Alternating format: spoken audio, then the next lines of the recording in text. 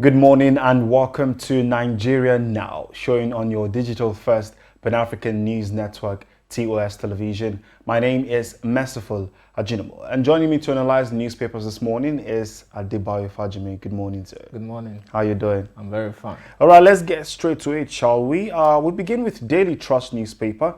From the very top, doubt over NNPC's viability as liabilities exceed assets by 4.6 trillion naira. Just besides that, we see GSM network shut down in 13 local government areas in Katsina.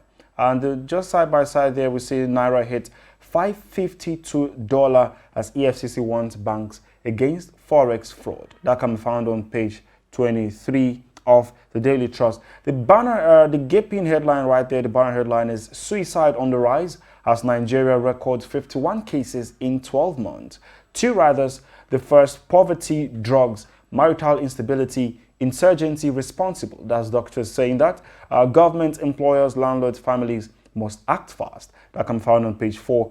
Beside the picture of the day there, where we see the president of Nigeria, Muhammadu Buhari, in Imo State. That was just yesterday. And this is Southeast leaders promise to remain in Nigeria as Buhari visits Imo. That can be found on page 10. Then UBA posts 76.2 billion naira half-year profit. As we see intrigues as Adamawa, Enugu governments head PDP convention zoning committees. That can be found on page 45.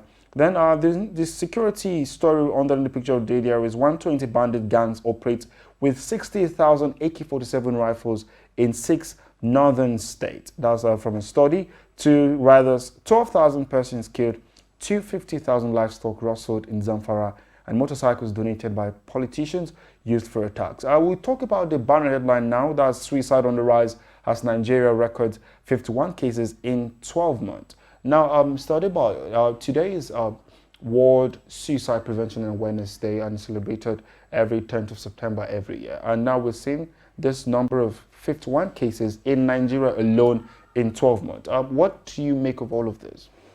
It is the situation, of the country, or maybe I should say what is going on generally around the world. Okay. There are challenges, problems, difficult situations that people are going through, and in fact, I don't want to believe that this statistics is even right. Is even right because this is the one that we know. Yes. Right. What about those that we don't even know in the villages, in remote area that we do not even have access to? True. So it is a very pathetic situation. No doubt about that. However, so we just need to encourage our people out there that no matter what, no matter the situation, no matter the challenges, tough time never lasts. Tough people do. So people should always know that no matter how tough the situation is, there will always be reason to live. There will always be purpose to remain here on the planet Earth. So people should try to persist and be hopeful that things is going to be better, that no matter the situation, that killing oneself is not the best way to go. Yeah. So we just need to encourage ourselves, and just like doctors have said that families, people, employees, government need to come together. Everybody just needs to rise up to the responsibility and ensure that those who needs our care, those who need to be touched in one way or the other, are being reached, so that people will not just be living in isolation, in hopeless situation. So we just need to take collective responsibility and ensure that this reduce to the barest minimum. Yeah, I want to talk about this issue where the doctors say poverty, drugs, marital instability, insurgency responsible. Now, in most cases, over the time, we've been seeing issues on social media, people coming out, writing notes and saying they're tired and everything. Now they're listing poverty as one of the issues. And now, in Nigeria, like yesterday, we spoke about the VAT, state generating funds for themselves and just trying to develop.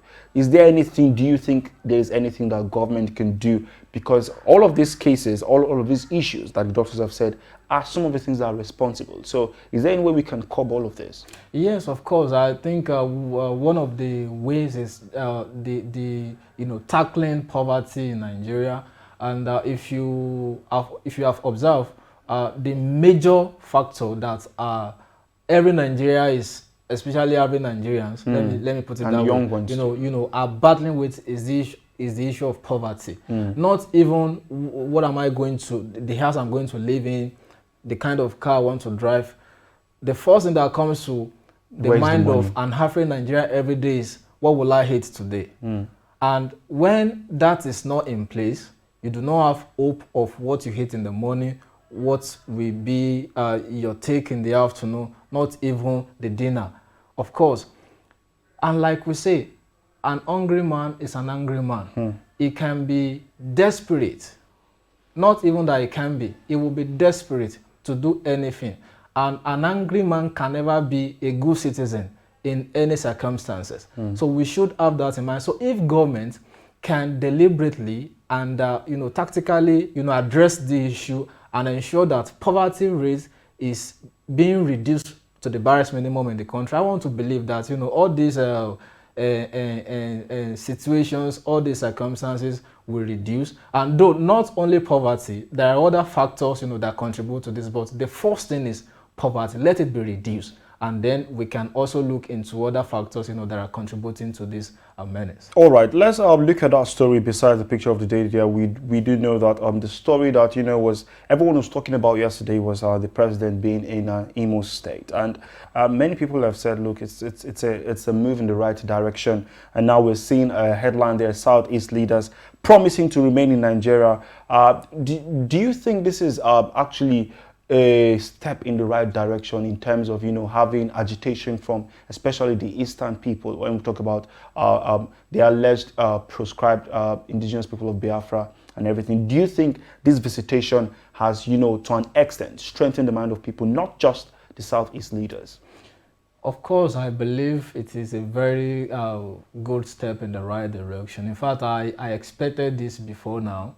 It's just quite unfortunate that our leaders in Nigeria do not try to identify with their people, except they want to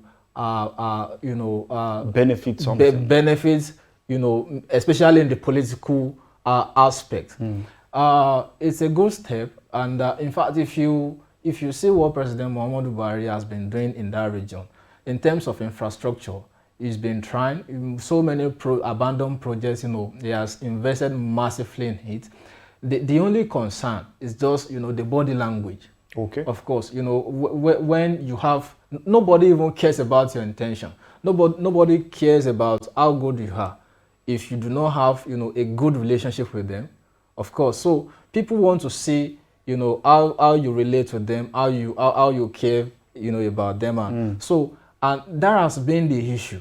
Of course, that some certain people are molesting our people, they are terrorizing us from your region, and you are not being decisive about it. So no matter the intention, no matter how good you are in your heart towards them, they will not believe that. So president visiting them, inaugurating projects, and the leaders from that region say, oh yes, we don't see any reason why we should. So I think we are better when we are united than when we are divided. So I think it's a good thing, and we should expect more of this. And the president, just like he said that he doesn't want to leave as a failure, should act decisively and ensure that Nigeria is better united than the way it's being polarized at the moment. All right, we move over to Nigerian News Direct newspaper from the very top.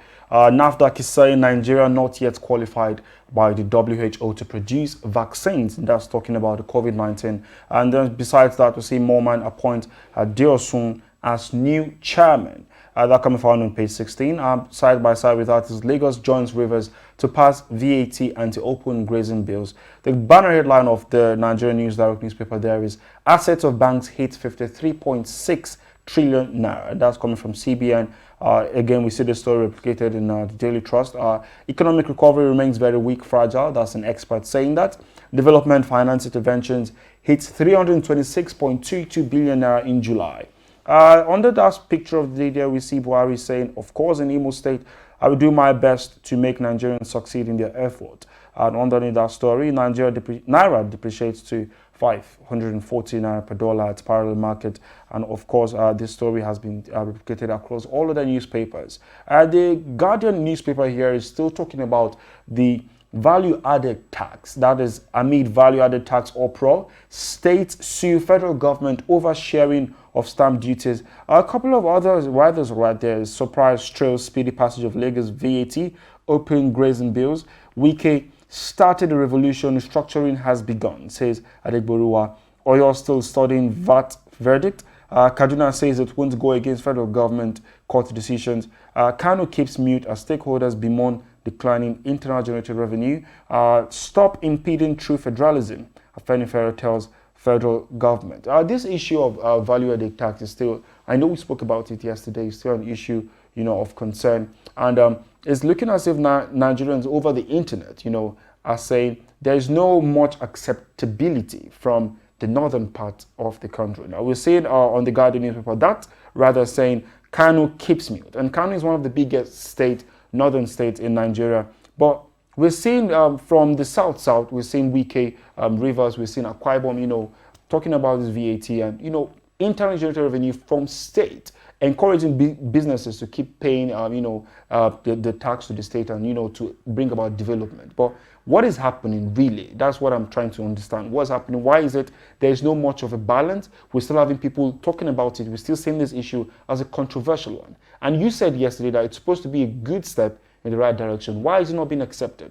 Well, I think Governor Ganduje, or let me just say the government of Kano State, for a reason well known to it, we have, what has been the issue is that, Wike said, the government said that they prescribe or rather ban beers and all of that because of the law and, yes, But and he said that, if you don't want that to happen and you want us to be bringing revenue, and he said that one of the things that is bringing revenue, from their own region is, and, you ban it in your state, we don't ban it in our state, and you are sharing from what is coming from that. He said it is hypocrisy.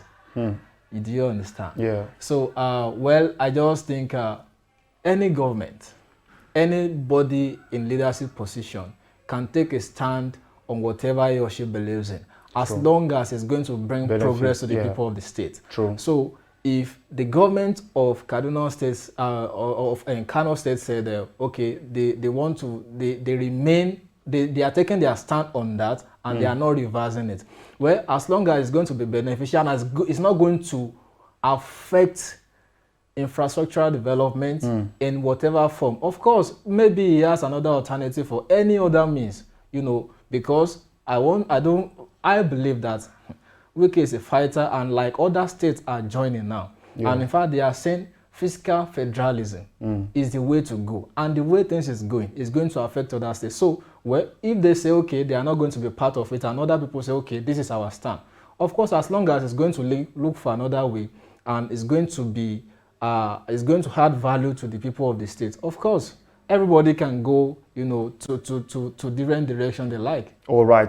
Because of time, we just read some headlines from the Blueprint newspaper and the Daily Times. The Blueprint is why Igbo must not leave Nigeria. That's Buhari saying that as well. Just under the picture of the day there on the Blueprint newspaper, amidst legal tussle, PDP names Fintiri Convention Committee Chair. A couple of other stories right there. On the Daily Times, the banner headline there is How I Want to be Remembered by Buhari. We have a couple of other stories right there. Please just grab yourself a copy of any of these newspapers and get updated. Know what's happening in the country. And as always, you can also know what's happening by following us on our social media platforms. That is at TOS TV Network on Facebook, Instagram, Twitter. And of course, our website is there so you can always stay updated on happenings across the country and Africa. That is www.tostvnetwork.com. Thank you again for joining us on the Friday edition of Nigeria Now. It's been a pleasure. As always, I am Merciful Ajinomo. See you next week.